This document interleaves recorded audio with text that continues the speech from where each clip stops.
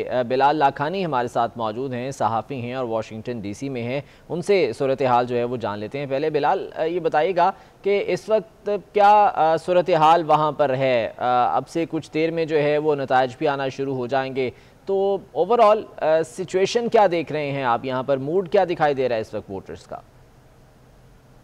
बिल्कुल, मूड अभी कुछ ऐसा है। ये कल शाम से ऐसा लग रहा था कि इलेक्शन नहीं होने जा रहे हैं, कराची में हड़ताल होने जा रही है।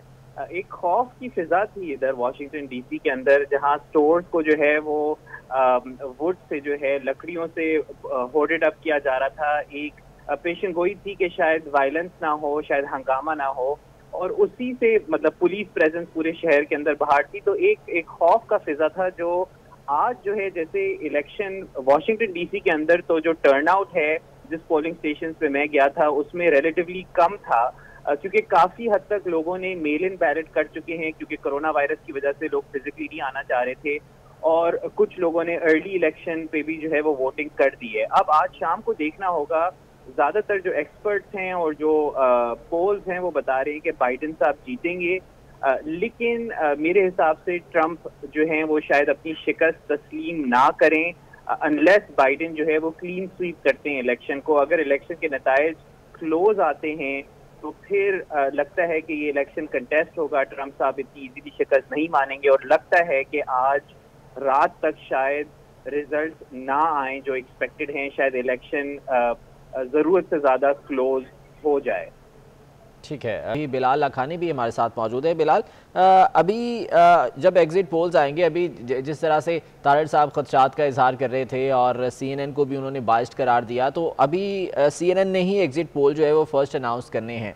तो क्या यहाँ पर कुछ ऐसी सिचुएशन दिखाई दे रही है कि कुछ हंगामे हो सकते हैं, या जिस तरह से अभी साजिद साहब ने जिक्र किया कि जी नेशनल सिक्योरिटी गार्ड जो है वो तैनात कर दिए गए हैं वाइट हाउस के बाहर और इस तरह के इकदाम जो है वो उठाए जा रहे हैं, इस बारे में कुछ बताइएगा। जी बिल्कुल, आई थिंक साजिद साहब बात सही कर रहे हैं जब वो मीडिया के बायस की बात करते हैं। मैं पर्सनली एक ट्रंप का सपोर्टर या वोटर नहीं हूं, लेकिन मैं भी देख सकता हूं कि ट्रंप सही बात कहते हैं कि एक पूरा मीडिया जो है वो बायस है। ट्रंप की जो बातें हैं, जो उनकी पॉजिटिव स्टोरीज हैं, वो उनको कवरेज नहीं मिलती है। तो यहाँ तक बात सही है। अब जहाँ तक वायलेंस का खदशा है, ये एक बहुत ही अभी एक एक्सप्लोसिव सिचुएशन है, फ्लूइड सिचुएशन है। ये डिपेंड करता है कि जैसे रिजल्ट आते हैं, अगर ट्रंप साहब डिक्लेयर करते हैं कि वो रिजल्ट को नहीं एक्सेप्ट करते, या अगर वो क्लेम करते हैं कि धांधली हुई है, तो उनके सपोर्टर्स भी आ सकते हैं और प्रोटेस्ट कर सकते हैं। और अगर बाइडेन साहब हारना शुरू होते हैं तो उनके भी जो लोग हैं, इधर ब्लैक लाइव्स मैटर का भी मूवमेंट है, वो लोग भी लॉ को अपने हाथ में ले सकते हैं और बाहर निकल सकते हैं रोडों पे। तो खदशात तो हैं। सबसे जो आसान रास्ता होगा कि कोई वायलेंस नहीं हो, वो ये है कि अगर कोई एक पार्टी भारी अक्सरियत से जीत जाए, फिर जो वायलेंस का जो चांस है वो कम हो जाएगा। लेकिन अगर क्लोज इलेक्शन होता है, अगर दोनों लीडर्स जो हैं वो इसको कंटेस्ट करते हैं, तो फिर वायलेंस का जो चांस है वो बढ़ते जाएगा।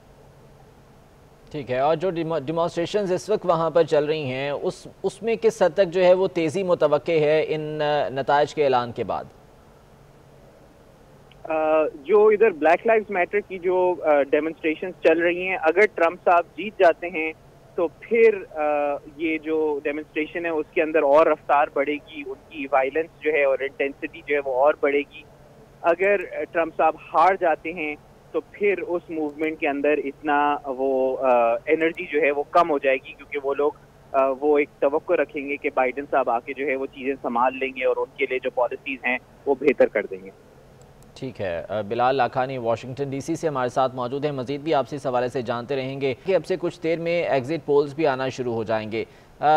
जिस तरह से ऐलान किया गया ट्रंप इंतज़ामिया की जानिब से, डोनाल्ड ट्रंप की जानिब से, कि वो सुप्रीम कोर्ट जाएंगे, तो क्या ऐसे खदशात भी मौजूद हैं कि ये जो ट्रांसफ़र ऑफ पावर है ये अमल थोड़ा लेट हो सकता है अगर इन नताइज को चैलेंज किया जाता है डोनाल्ड ट्रंप की जानिब से, या अगर काउंटिंग में डिले होती है तो उस सूरत में भी ऐसे कुछ खदशात मौजूद हैं? जहाँ तक ट्रांसफर ऑफ पावर की बात है, तो अमेरिका में एक अच्छा सिस्टम है कि ट्रांसफर ऑफ पावर जो है वो जनवरी में जाके होता है, मतलब आज से कुछ 2.5 महीने बाद। तो ट्रांसफर ऑफ पावर में एज सच तो अभी फौरन कोई अलामत नहीं है कि उधर टेंशन होगी।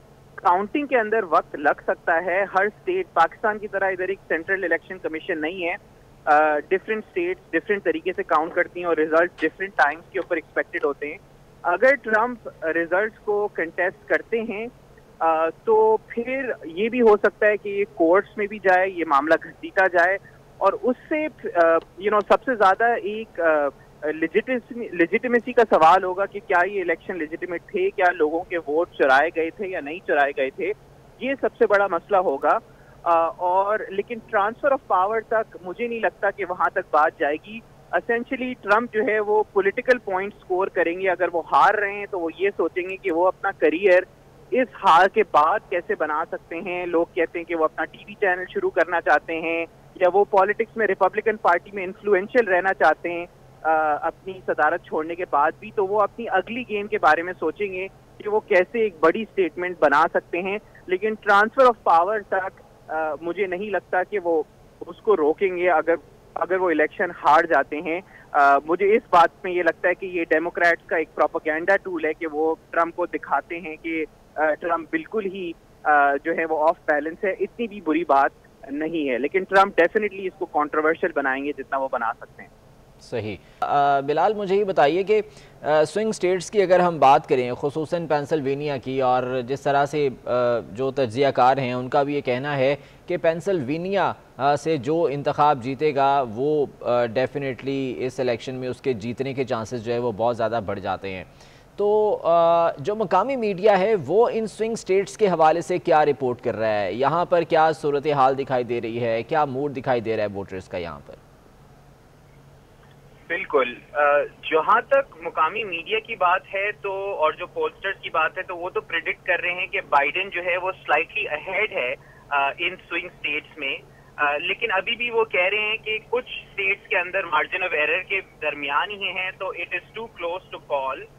जो मेरी वोटर्स से बात हुई है पेंसिल्वेनिया में और कुछ स्विंग स्टेट्स के अंदर, वो उसके अंदर एक काफी साइलेंट ट्रंप का वोटर भी है जो बात नहीं करता खुल के या पोस्टर को शायद बताता नहीं है कि मैं ट्रंप का वोटर हूं, लेकिन वो एक्चुअली होते हैं ट्रंप के वोटर। तो ये भी एक बहुत इंटरेस्टिंग बात है कि कैसे पोल्स भी जिस तरह 2016 के अंदर गलत प्रूव हुए थे, जैसे ट्रंप ने जो है वो सबको सरप्राइज किया था, बिल्कुल इसी तरीके से ये भी हो सकता है कि क्या बोलते हैं ट्रंप इस बार भी सरप्राइज करें, पर्टिकुलरली स्विंग स्टेट्स के अंदर। सही। बिलाल, मुझे ये बताइएगा कि हम अगर नुक्ता नज़र से बात करें पाकिस्तानी अमेरिकन के, यकीनन वो ये एक्सपेक्ट कर रहे हैं कि अगर जो बाइडन इक़्तिदार में आते हैं, जो बाइडन सदर बनते हैं, तो जो इमिग्रेशन पॉलिसी है उसमें कुछ चेंजेस होंगे। जो सख्त इमिग्रेशन पॉलिसी डोनाल्ड ट्रंप की रही है उसको जो है वो किसी हद तक जो है वो नर्व किया जाएगा। तो एक्सपेक्टेशंस हैं क्या यहाँ पर पाकिस्तानी अमेरिकन जो कम्युनिटी है उसकी जो बाइडन की इमिग्रेशन पॉलिसी से, और जो पॉलिसी रही है डोनाल्ड ट्रंप की उससे वो किस हद तक जो है वो इख्तिलाफ उनका सामने आया है? बिल्कुल, आई थिंक एक्सपेक्टेशन तो डेफिनेटली है कि जैसे कि मुस्लिम बैन जिसको कहते हैं वो डोनाल्ड ट्रंप ने लगाया था, जिससे मुसलमानों के खिलाफ एक दहशत की फिजा जो है वो सामने उभर के आई थी। तो वो बाइडेन साहब ने प्रॉमिस किया है कि वो अपने पहले दिन ऑफिस के अंदर इस मुस्लिम बैन को हटा देंगे।